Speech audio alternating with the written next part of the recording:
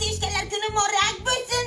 Dadaman svidaniya ketyapman, pul bering. Svidaniya ketaykan siz, pulini beraykan biz. Pul beray ko'ramsiz, uy beray ko'ramsiz, moshin beray ko'ramsiz, to'y beray ko'ramsiz.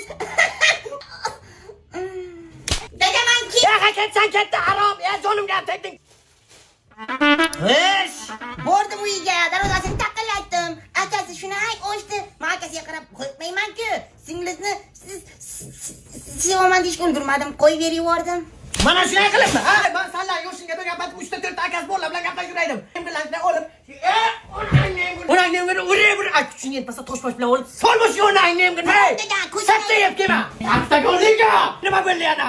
Katta akasi darvozani ochishim bilan qo'yib berib Hey, o'yla bu kulingdan seni. Mana bu telefonchani ol.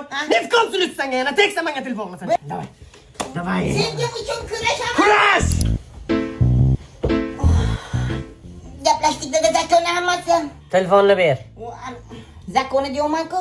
Ya sen o'li bilan telefonni oldimi? Olgani yo'q dedi. O'chiring dedi. G'dok ko'tarmaydi-ku bular. Ya, bana baba burada telefonni ketiga tiqsan-ku. Zakonni hammasi dedi. Batareykani tezroq top. O'zga qo'ying. Pish pish pish pish pish pish